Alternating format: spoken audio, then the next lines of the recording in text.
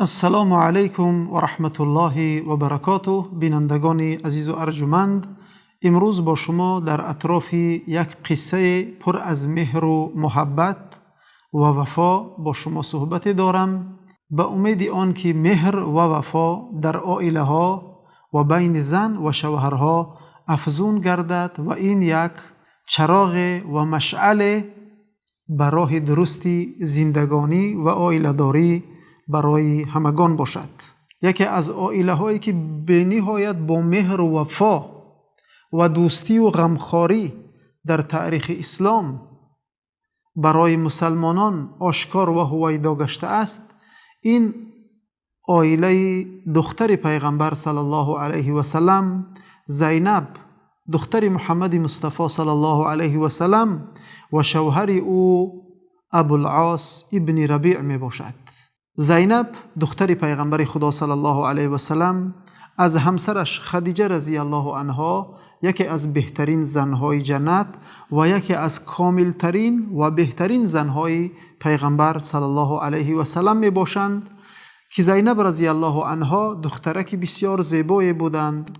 برای خواستگاری او بچه خاله اش ابوالعاص ابن ربیع به خواستگاری آمد. پیغمبر خدا صلی الله علیه و سلم به نزد زینب رضی الله عنها دختر ارجمندشان آمدند و گفتند تو را پسر خاله‌ات ابوالعاص ابن ربیع خواستگاری برای ازدواج کرده اند. زینب رضی الله عنها چهره مبارکشان سرخ شد، حیا کردند و بعد از آن تبسم نمودند. پیغمبر خدا صلی الله علیه و سلم از این تبسم دختر خود درک کردند که دختر برای ازدواج با پسر خاله اش راضی است و خدیجه رضی الله عنها نیز راضی بودند و از پیغمبر خدا صلی الله علیه و سلم ازدواج این دو را خواهش کرده بودند. پیغمبر خدا صلی الله علیه و سلم دختر را به ابوالعاص ابن ربیع دادند و مادرمان خدیجه رضی الله عنها گردنبند زیبایی داشتند. در شبی که به نزد ابوالعاص دخترشان را داخل نمودند، در گردن دخترشان این گردنبند را آویزان نمودند. خلاصه بسیار زندگی شیرین داشتند، اینقدر یکدیگر را نغز می دیدند. حتی پیغمبر خدا صلی الله علیه و سلم می گفتند که آیا جفت زیبای مثل ابوالعاص و زینب را دیده اید؟ یعنی بسیار یکدیگر را دوست می داشتند و احترام می کردند و زندگی به نهایت شیرین داشتند. خلاصه پیغمبر خدا صلی الله علیه و سلم از جانب الله سبحانه و تعالی به پیغمبری برگزیده شد، انتخاب کرده شد و از جانب خداوند امر شد تا مردم را به دین اسلام در مکه مکرمه دعوت بکند. پیغمبر خدا صلی الله علیه و سلم مردم را از نزدیکان خود شروع کرده به سوی اسلام دعوت کردند. نزدیکان خود و از جمله دختر ارجمندشان زینب رضی الله عنها مسلمان شدند. شوهرشان ابوالعاص ابن ربیع در سفر بودند و از سفر برگشتند و زینب رضی الله عنها به ابوالعاص گفتند که ای ابوالعاص، من پدرم را خداوند به پیغمبری برگزید و پیغمبر شد و به دین الهی ما را دعوت کرد و من مسلمان شدم. ابوالعاص گفت چرا کمی انتظاری نکشیدی تا از من مصلحت بپرسی؟ زینب گفتند که پدرم را میشناسی، پدرم صادق الامین است، یعنی نه تنها در نزد من و تو بلکه تمام مردم مکه مکرمه و عرب میدانند که شخصیت راستگویی که از زبان او دروغ نبرآمده است و امانت داره که هرگز خیانت نکرده است. این پدری من است. چگونه من پدری خود را اینقدر خوب میشناسم باور نکنم؟ برای آن یعنی مسلمان شدم و نه تنها من بلکه علی ابن ابی طالب، مادرم خدیجه و ابوبکر صدیق دوستی تو و عثمان ابن عفان و دیگران نیز مسلمان شدند، به این دین حق خدا وارد شدند. اما ابوالعاص تقدیرات الهی رفته بود، مسلمان نگشت. اما زندگی بین اینها با وجودی که ابوالعاص بر دین بت پرستی بود، زینب بر دین اسلام، زندگیشان شیرین ادامه می‌یافت. آن وقت من شدگی نبود که زن مسلمان با غیر مسلمان زندگی بکند، چون که ابتدای قانونگذاری الهی بود. آنها زندگی کردند. خلاصه جبر و ظلم بالای مسلمانان زیاد گشت. پیغمبر با مسلمانان هجرت نمودند و زینب از پدر خود اجازت پرسیدند که با شوهرش بماند و در خدمت شوهرش در مکه باشد. رسول خدا صلی الله علیه وسلم او را اجازت دادند و جنگ بدر به وقوع پیوست و متاسفانه شوهر زینب دختر پیغمبر خدا، داماد رسول خدا، به وسوسه سران کفر و بت پرست و مشرکین به جنگ بر ضد پیغمبر خدا صلی الله علیه وسلم به جنگ بدر برده شد و در جنگ بدر مشرکان شکست خوردند و 70 تن از آنها اسیر افتاد، از جمله اسیران ابوالعاص ابن ربیع داماد پیغمبر صلی الله علیه وسلم و شوهر دخترش بود. پس پیغمبر خدا صلی الله علیه وسلم همراه مسلمانان مشورت نمودند و مشورت به این خلاصه رسید که اسیرها را یعنی نمیخواهند بکشند، بلکه در عوض فدیه مال یعنی مال سپارند نزدیکان آنها و آنها را آزاد میکنند، شاید که در آینده مسلمان شوند. از کشتن آنها برای مسلمان ها فایده ای نیست و اسلام که دین خیر و برکت است. امر نمود رسول خدا صلی الله علیه وسلم که هر کسی میخواهد اسیرش را آزاد بکند فدیه را بیارد. برای قوی نمودن دولت اسلامی که تازه در مدینه بنیاد شده بود، فدیه ها را میگرفتند و خبر به دختر پیغمبر صلی الله علیه وسلم زینب رضی الله عنها رسید که شوهرش اسیر افتاده است و چیزی نداشت، تنها آن گردنبند قیمت بهایی که از خدیجه رضی الله عنها هدیه به او باقی مانده بود، آن گردنبند را گرفت و به دادر شوهرش داد تا رفته شوهرش را آزاد بکند. دادرش آمد به مدینه منوره به نزد رسول خدا صلی الله علیه و سلم و گردنبندی زینب را به پیغمبر خدا صلی الله علیه و سلم داد. وقتی که رسول خدا صلی الله علیه و سلم گردنبندی مادرمان خدیجه رضی الله عنها را دیدن، بسیار قلب مبارکشان به یاد آن روزهای شیرین و آن خدمتهای بزرگ مادرمان خدیجه رضی الله عنها بسیار گریه میکردند و این چنین در فراق دختر ارجمندشان که تنها و در غربت و در بین مشرکین در مکه بود.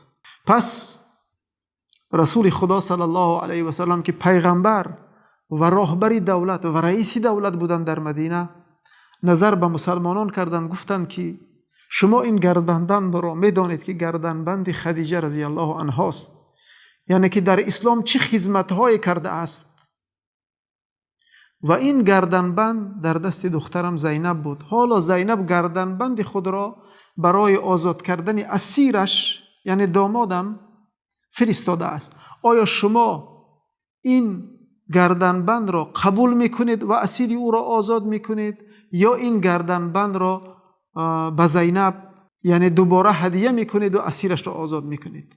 مسلمانان گفتند که بلکه گردنبند را به زینب هدیه میکنیم و اسیرش را نیز آزاد میکنیم. ابوالعاص را آزاد کردند. پیغمبر خدا صلی الله علیه و سلم گردنبند را به ابوالعاص دادند و گفتند این را خوب نگاه بدار و به همسرت برسان. پس پیغمبر خدا صلی الله علیه و سلم با ابوالعاص یک گوشکی کردند و گفتند ای ابوالعاص، خداوند مرا امر کرده است که دیگر نگذارم که زن مسلمان با غیر مسلمان زندگی بکند. همین که به مکه مکرمه رفتی زینب را به نزد من بفرست.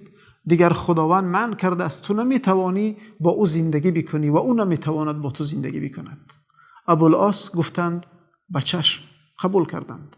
پس ابوالعاص آزاد شدند و به مکه مکرمه برگشتند. گردنبند را به زینب رضی الله عنها دادند و زینب را همچنانی که پیغمبر خدا صلی الله علیه و سلم گفته بودند به سوی مدینه به چه مشکلات مانعهای مشرکین مکه ایجاد کردند، اما با این همه امانتدار بودند، مسئولیت شناس و شخصیت بزرگ و شریف بود. ابوالعاص ابن ربیع فرستاد. بعد از این ابوالعاص مال مردم مکه را گرفت و به تجارت به سوی شام سفر کرد. در این تجارت فایده های زیادی دید. وقتی که از شام به طرف مکه برمیگشت، در دست مسلمانان کاروان او، همان مسلمانانی که مردم مکه خانه های آنها را چیز و چاره آنها را ربوده بودند در دست آنها افتادند. ابوالعاص خلاص خورد، اما مسلمانان در عوض آن اموال و خانه و چیز و چاره که گرفته بودند این کاروان را گرفتند و ابوالعاص گریخته و پنهانی به خانه زینب به مدینه منوره سلامت آمده رسید و از زینب دختر پیغمبر صلی الله علیه و سلم، همسری او که پیغمبر او را جدا کرده بود به خاطر مسلمان نبودنش، التماس کرد که مرا پناه بده و التماس بکن از رسول خدا صلی الله علیه و سلم که همین مالها که امانت مردم قریش در دست من بودند و مسلمان ها آن را گرفتند، در عوضی آن اموال و خانه و چیزهایی که از آنها مشرکین گرفته بودند و آن ظلم و ستم و قتلی که در حق مسلمان ها کرده بودند به من یعنی گردانند تا این امانت را به مردم مکه برسانند.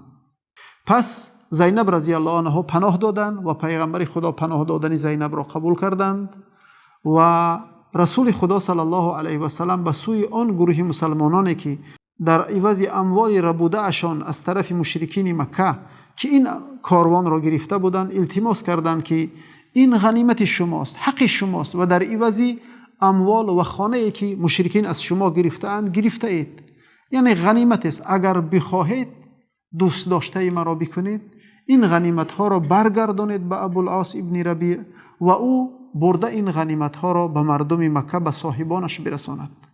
این گروه مسلمانان گفتند که ای پیغمبر خدا هر چیز شما دوست دارید آن را ما میکنیم.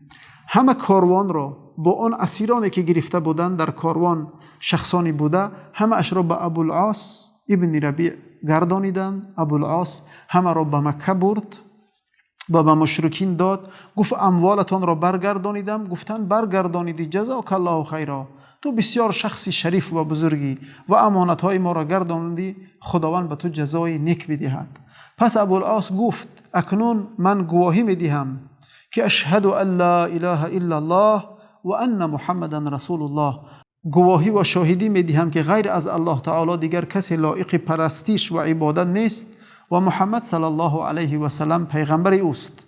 گفته مسلمان شدند. گفتند ابوالعاص من میخواستم در مدینه منوره اسلامم را آشکار بکنم، اما امانت های شما مرا نگذاشت، خواستم که این امانت های شما را برگردانم. پس ابوالعاص ابن ربیع رضی الله عنه مسلمان شده به مدینه منوره برگشتند. رسول خدا صلی الله علیه و سلم و همسری ارجمند او زینب رضی الله عنها و مسلمین از اسلام او بسیار خرسند شدند و دوباره رسول خدا صلی الله علیه و سلم زینب را به نکاح او برگرداندند.